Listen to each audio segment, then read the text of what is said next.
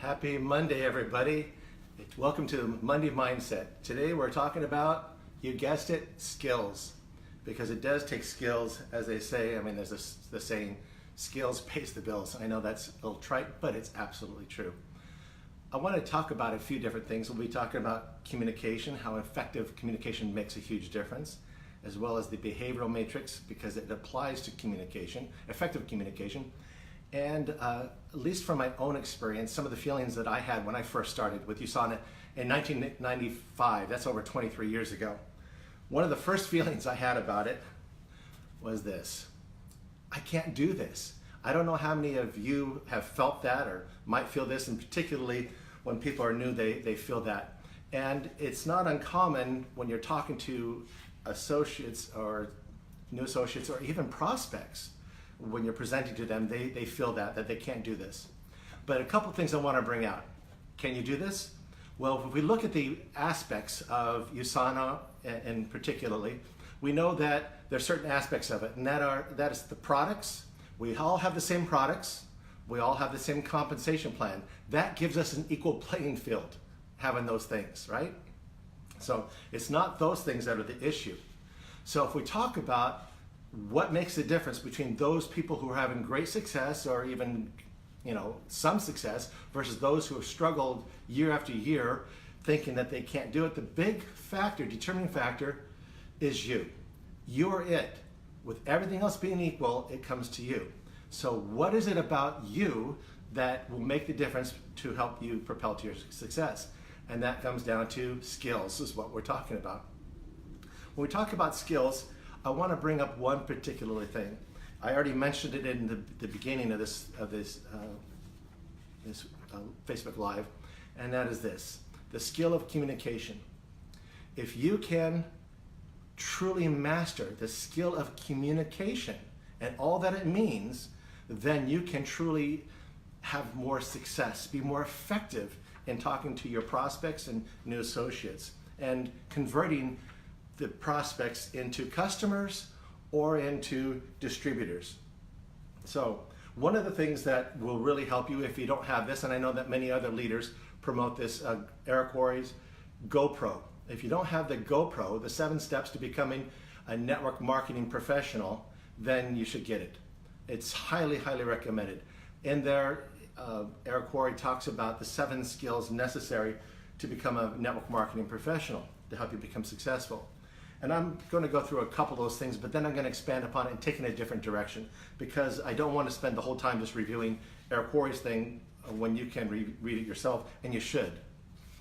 In there, he talks about skill number 1, the skill to be able to find prospects. That is a skill that needs to be developed. When you think about it, we're not talking about natural talents. We're talking about skills that must be developed over time. Just think about any athlete. When they develop a skill, it comes from studying a certain sport or activity and then just working it over and over again until they get it right, till they perfect it. And that's the same thing with finding prospects. There is a skill to it. Eric Worre goes through some of those aspects of how you can develop those skills. You can read about that. Number 2 skill is inviting prospects. Inviting people to look at your products or to look at the compensation plan is a skill, because that's a lot of the things that hold people back. They might get started with USANA and they say, okay, now we have these products, we have this business that we have, this opportunity, and they want to talk to their friends and their family, those are their prospects, but they don't know what to say about these products. Hey, these products are real good, so what else are you going to say about it? That's not very effective communication. So you want to be able to present how are these products, how can these products change their health? How can it be beneficial to them? That's one aspect. How can the opportunity be beneficial to them? And what I really like, there's many different methods for that. Tim Sells, the professional inviter, there are different methods for it. But the point is that it is a skill to be able to find out, to be able to invite them. The other thing is knowing what to invite them to. Do you invite them to look at the products, or do you invite them to look at the business? Which one? And that depends upon them. Now the skill is, this is the skill that must be mastered. The skill is to knowing which one it is. How do you know? You find out what they need and want, right? As Tim Sale says. If you find out what they need and want, and how do you find out what they need and want? Hey, Joe, tell me what you need and want. And they go, well, what are you talking about? No. In a conversation, in the means of being human being and talking to them and being an effective communicator, just being a friend, just talking to them, saying what's going on in their life. In the course of a conversation, whether it's a party, whether it's over at lunch, whatever it is, talking to them, and then the course of conversation, they'll bring up and they'll talk about things that are happening in their life. It could be financial stress. It could be job stress. It could be the fact they want to be able to go on vacation they haven't been to go on in years. Who knows what it is? It can boil down to a financial need. If that's their need, guess what? Then that's where you can go and to invite them to look at the opportunity. Now, there's a skill to be able to make that transition. In other words, if they're in the conversation and they're bringing up, yeah, we haven't been able to go on a vacation in years, we're really struggling. Hey, guess what, Joe? I got something here for you. It's called USANA. Here's the opportunity. Is that effective? No, it's not. It's about talking to the person as a human being. How would you want to be talked to? How would you want to be approached? It's simply listening, talking to them, empathizing with them. That's the skill of communication. And then say, you know what? You talked about that. There's something that we need to talk about. Why don't we get together again and let me show you how I might have a solution to some of the things you brought up. And that's how that transition can be made. Now, if they just say they've been worn down, or they just looking for something to have more energy, or they bring up anything about health or concerns, then that's a good way to approach it. But it's not a good idea to do both. Hey, I got a business for you. I have a home-based business or an opportunity for you, and I have a great product for this. In other words, the two will go hand in hand eventually, but have a course in mind. And again, that's a skill that must be developed. And then when you're able to sit down with them and talk to them, whether it's one-on-one or a couple people at a time, is a skill of presenting. Presenting is a skill. It takes time to learn that skill, and I would suggest that you work with your team members, your sponsor, your upline mentor, whoever it is, to be able to learn that presenting. Now, you can use, the nice thing about it, if you're new, or even if you're not new, you can use videos. Videos are a great way to do the presenting. But either way, there's some point you have to present, even if the presentation is, yeah, it's called USANA and it's a great opportunity. I really like it. I think you should look at it. That's invitation. And then if you even say anything about it, yeah, well, it's it was founded by a scientist, Dr. Myron Wentz, and we have some great products. You're now presenting. Even if that's just a few sentences, that's presenting. So again, how you present is very important. Now, when you present, in that skill of presenting, you need to be very aware to whom you are presenting, because not everybody has the same personality, right? Which is what I want to bring up. There are personality differences. The personality differences are huge, and to not be aware of that would be a big misstep. For example, and people have heard about these personality quadrants for quite some time, and there are different names for them. I learned them a certain way, other people learned them with different names to them, and the names of them are not as important as the concept, because the concept of it is what means everything. Because, and I will introduce this now, which I call the behavioral matrix. And I'll put it in right here. Where's the lens? Oh, there it is. Oh my goodness. Here we go. You see that? The person, I have there a controller, analyst, promoter, and supporter. Now that's the four main personality quadrants in that. You see, there are some people who are controllers, and there's not a derogatory term. It's just some people like to take charge. Those are controllers. They like to be right. Who doesn't like to be right? But they like to be right more than others. They usually make good bosses. It's their way or the highway. That type of personality. They get to the bottom line. That's their personality. Analysts like to take their time to study certain things. They like to analyze and look at the comparative guide, nutritional supplements. They look at every single thing that there is. And then there are promoters. Promoters are like, yeehaw, let's get going. Let's make a lot of money. You know, their hair's on fire. They're just off and running to the races before they even know what to do. That's a promoter. Nothing wrong with any of these. A supporter personality is the type that like to get with a team, build a team, have a team, to get together at international convention to have a team, have their whole family together as a team. Now, it doesn't mean that everybody has a little bit of some of this in them, but some people display these characteristics more than others, right? It's the primary function that they operate out of. Now, for example, I would be more a promoter personality. Get going. I remember when I got started with USANA in 1995, my mom introduced me to USANA and she sent me the products. I got started on them, and then at that point we had the Health and Freedom newspaper, and I was looking at the Health and Freedom newspaper, and I was looking at the compensation plan. And looking at it, I said, gee, that looked great. Have 3 business centers, have 4 people in that first line underneath of 3 business centers, help those 3 people. If I got all 3 business centers maximized, that's over $200,000 per year. Wow. I guess it was $156,000 per year plus bonuses, $200,000. My goodness, I was thinking, wow, that'd be great. I could stop obstetrics and just do gynecology only. I could get some sleep every single night instead of being in labor and delivery all night long and sleeping half the week. And I thought to myself, I don't know 4 people. I don't know 4 people who'd want to do this. And all of Atlanta, where I was practicing medicine, I don't know 4.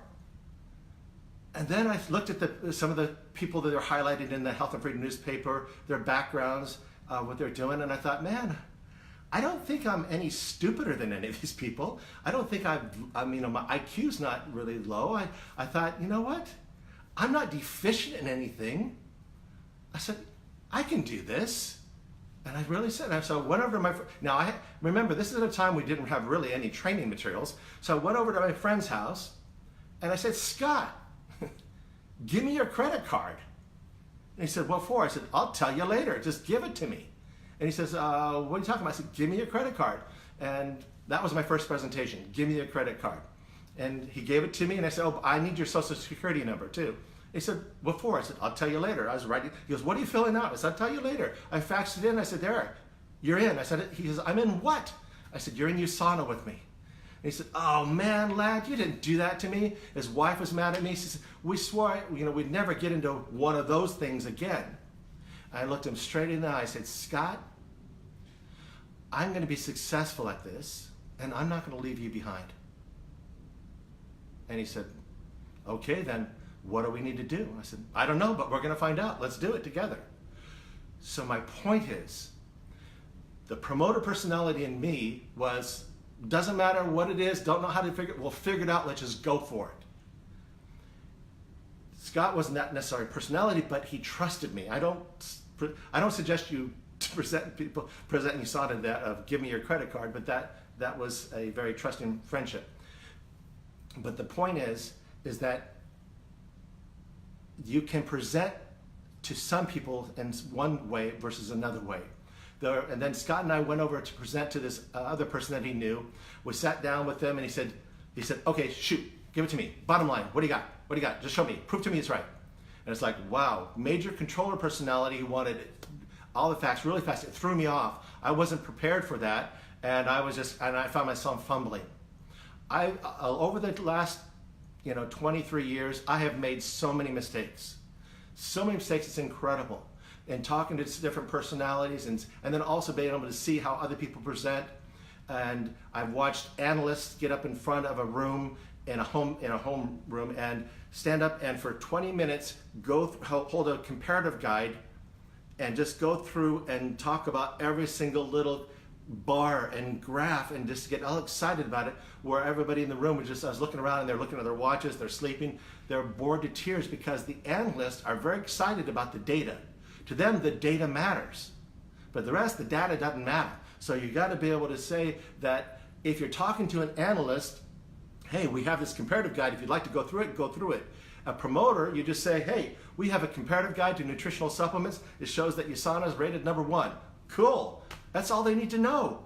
They don't need to know more. They need to know that somebody knows it. That's it. So my point is, if you know who your audience is, you can be more effective in your communication. Now this comes from, I put together this paper years ago in about 2009, 2010. There are 18 pages to this. I'm going to upload it to the file section in the Facebook group here in USANA United. It doesn't promote any program. As a matter of fact, the program I used it with is gone, is long gone. But the point is, I will load that up because it's a really good tool on how you can present USANA to those different personalities. What trigger words that they want to hear to help you be a better communicator in presenting USANA opportunity or the products to them, okay? So if that's going to be a benefit to you, then I'll upload that.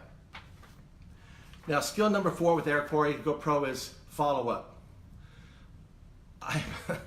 I'm guilty. I probably lost, over the last 23 years, hundreds and hundreds of people, potential people that I didn't follow up with. I got their names, I did a presentation with, and they didn't follow up with me, and it's like, if they wanted it, they would have followed up with me. Well, you've heard of countless stories where people would have enrolled, and people did enroll with somebody else, but you just didn't happen to follow up with them. So follow-up is key.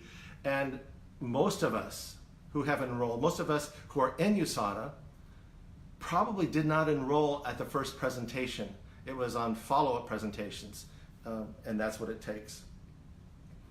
All right, skill number 5. We kind of said this before. It is knowing whether to enroll a prospect, as a distributor or as a customer. What's best for them? Should you enroll them as a distributor or should you enroll them as a customer? What's the best thing to do? Well, the best thing to do is what's best for them.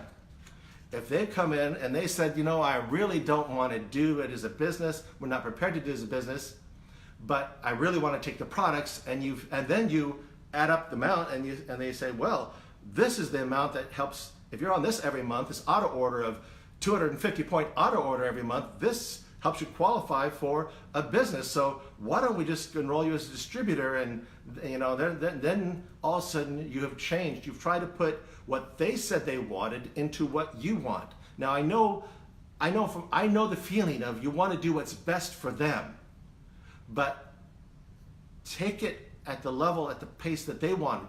You can say, look, you can tell them this does qualify you for the business, to keep you qualified for commissions. I just want to let you know up front. But don't push any more than that. If they're not ready to do the business, say, hey, you know what, but you can later, we can convert you to a distributor later. Because you want to take it at the pace they're ready to take it at. Otherwise, you are out of alignment with assisting them to help them get what they want. Remember, we are here to help people get what they want. The skill is being able to be effective at helping them get what they want. Once they know that you are helping them get what they want, they can trust you more. But once they start getting the inkling that you're trying to force them into your mindset, then the trust might go down. Skill number 6, according to Eric Worre, is helping the new person to get started right. Whether they are a customer or a distributor, they need to get started right.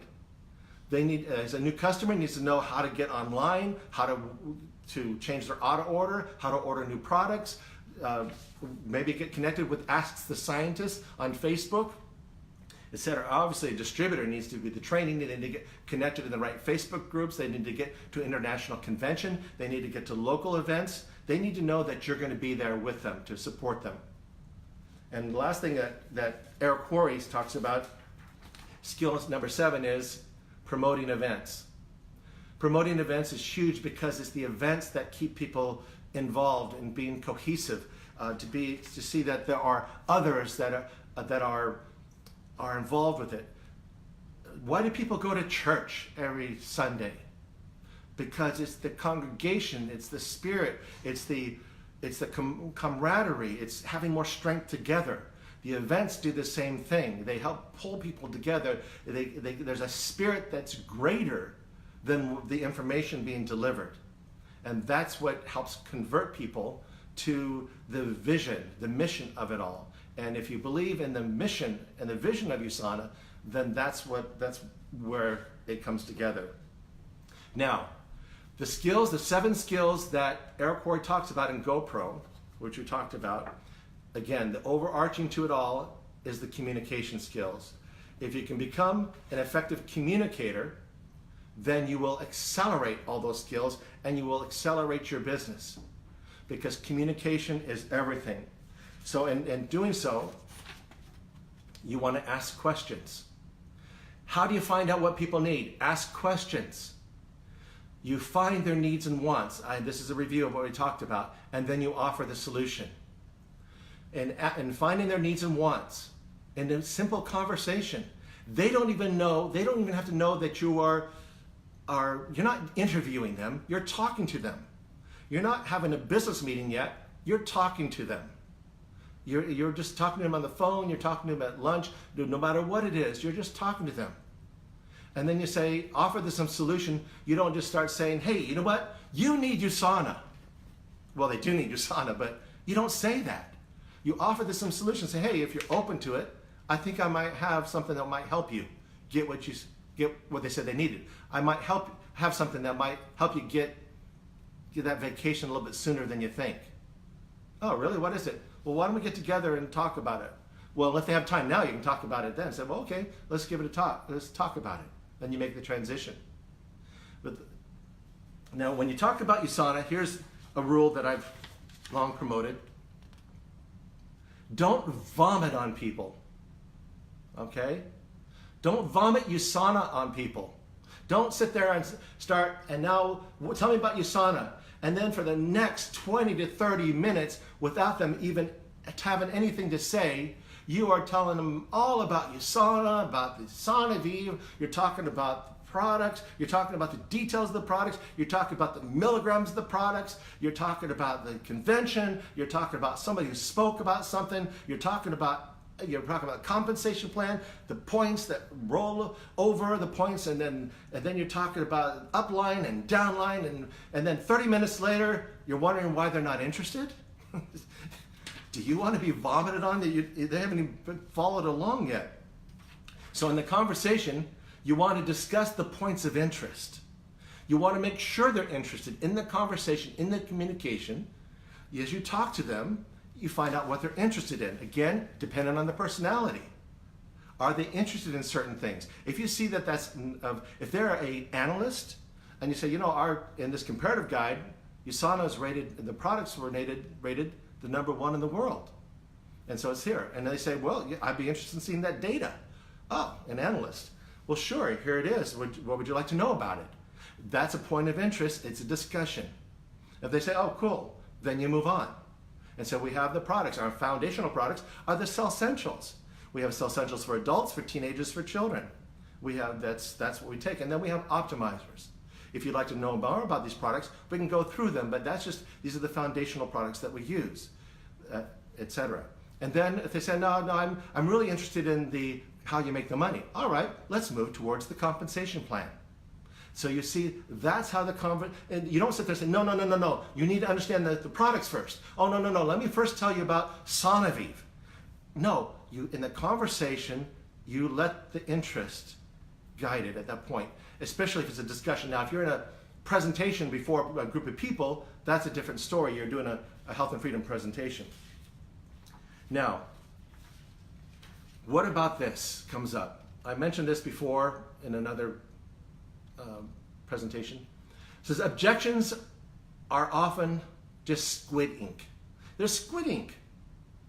The point is that you've presented to them some about USANA, and you say, so what do you think? Would you like to get started? And they start saying, well, I don't have the money. Squid ink. Well, I don't have the time right now. Squid ink. The squid ink. What is a squid ink? A squid squirts out squid ink to confuse the predator so they can escape. So they're squirting out squid ink to confuse the situation because they're confused, as to what to do. And now you're baffled and you're sitting there trying to swim out of the squid ink. Oh, they're discussing about money. Well, money, hey, now you're going to start trying to handle the money objection, or now you're going to try to handle the time objection, and now they say some other objection, and now you're trying to figure out, well, isn't that those pyramid scheme? And now you're trying to deal with those things. Squid ink. All objections have a core subconscious objection. While you're confused and baffled in the squid ink, there's one core subconscious objection. After they've heard it all and understood it all, had that presentation, there's only one core objection. A subconscious objection that they're not even aware that that's their objection. So what you need to do is you always need to answer the core subconscious objection. That's the only way to get through those objections. You've got to address this. Otherwise, more squid ink will come out. So whatever they say, time, money, pyramid scheme, whatever they say, you can say, I understand what you're saying.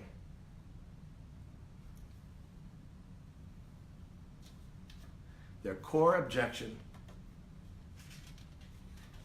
is this. I don't think I can do this. That's what they mean. I don't think I can do this. Now, they're not saying that. Or maybe they will.